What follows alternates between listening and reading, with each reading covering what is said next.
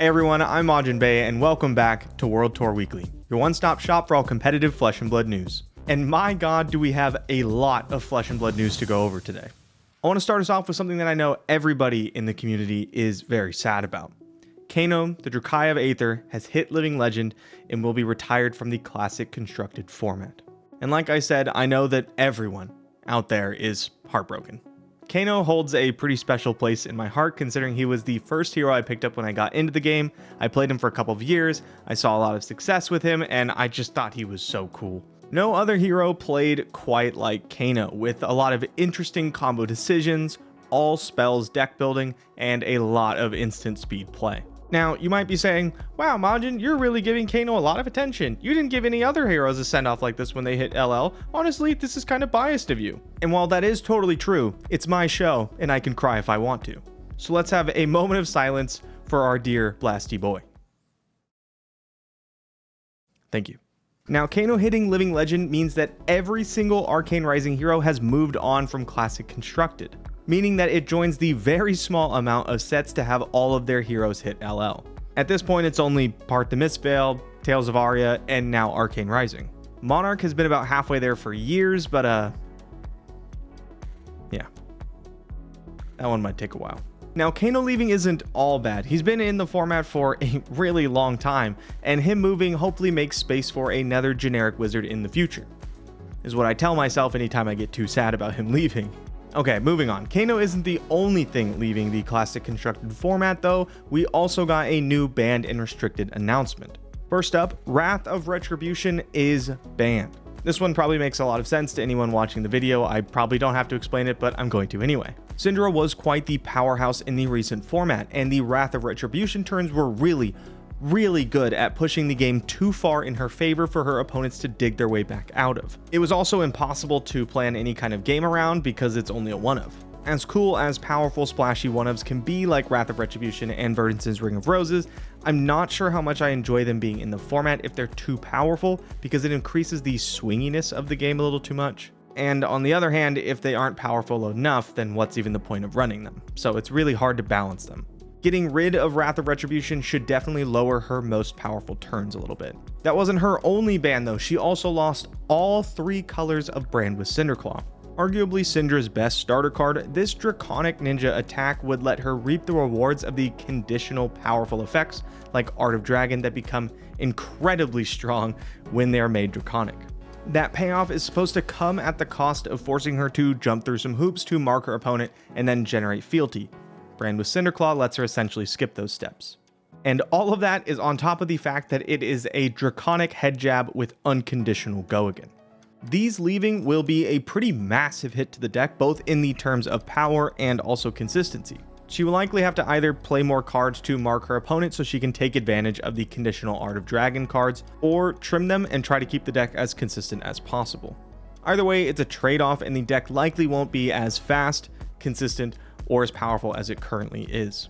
I can see her going from about a top 1 or 2 deck down to about where we consider Dash.io to be today, meta relevance wise. Moving on to Arachne Marionette, who had their blue and yellow Orb Weaver Spinneret banned.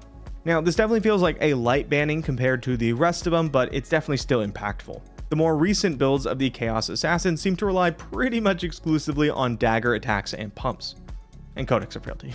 They try to get to 1 Clave and 1 Calicera as fast as possible so they can be as efficient and aggressive as possible.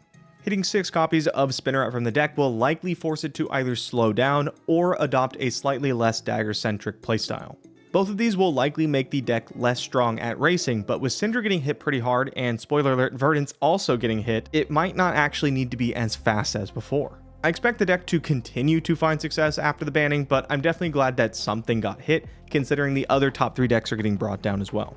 Next up is Verdance, and technically the other Earth heroes as well, who lose all 3 copies of Rootbound Carapace. Now, this is probably going to make the Earth heroes struggle to race quite as efficiently, as they often relied on decomposing defensively for the first time. That way their Fellings and Plows came in for the full value on the second decompose. I expect that Cadaverous Tilling will become even more important in the list with the bannings, and I would expect to see Verdance start to play a couple of the blue ones as well. The deck will be completely fine. Obviously, it loses some power and reliability, but it's not even that big of a deal for most matchups. The one place where I expect this to sting and sting really bad is the already losing Gravy Bones matchup. Verdance relies heavily on getting online as soon as possible so she can use her hero power to ping away the 1 health allies like Rigor Mortis without having to send an attack at them. Losing Rootbound is going to make it really difficult to get online before they're able to play out all those allies and force you to kill them individually. I expect Gravy Bones to be very solid in this new meta, so Verdance players are going to have to adapt and find something worthwhile to combat the Pirate Necromancer. And yes, I did mention him, but Gravy Bones is also eating a ban, with Chart the High Seas getting the axe. Now, Chart gives Gravy Bones some pretty incredibly strong turns, even when all it does is hit a blue off the top. This lets him play and attack with Scuba, Rigor Mortis, Sawbones, and sometimes even Chum.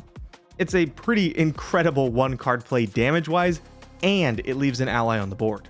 And all of that is without even mentioning the good outcome, where you hit both the blue and the ally off the same chart. That gives you an ally in the bin, the resources to play it, and a gold, all for the low cost of 1 card. Yeah, sure, technically the deck can whiff and hit no yellows or blues, but considering the way the deck is built, that's not super likely. I think this is a pretty solid hit to keep Gravy down against the more aggressive decks of the format. This makes it a lot more difficult for him to block out these aggressive decks and then play Chart and have an incredibly above rate turn still. My initial prediction for the upcoming meta is that all the tier 1.5 decks like Dio, Kasai, Acilio, and KO are all going to get a pretty large short-term bump. I think Gravy's going to stay relatively the same, Arachne Marionette is still going to be good, and Syndra and Verdance lose a step or two.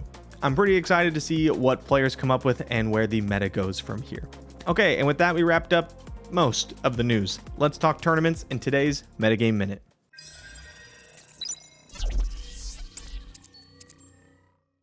Since this meta isn't the most relevant considering Kano just LL'd and we got all the bans, I'm going to try to keep this pretty quick-ish.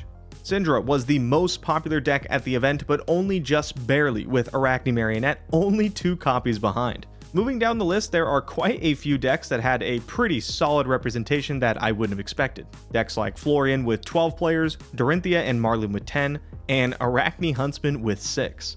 Shifting over to the day 2 conversion rate, Earth Heroes had a field day, with Verdance converting 43% of players, Florian converting 45%, and Jarl Vitradi with half of the players bringing him, making it into day 2. The top 8 was incredibly diverse as well, with 1 Acilio, 1 Kano for the last time, 1 Prism, 2 Gravy Bones, 1 Kasai, 1 KO Underhanded Cheat, and 1 Syndra. Like I said, we're going to keep this one short and sweet. Let's talk champions in today's weekend winners.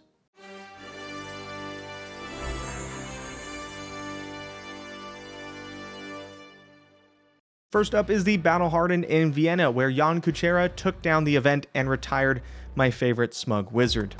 It really is the end of an era.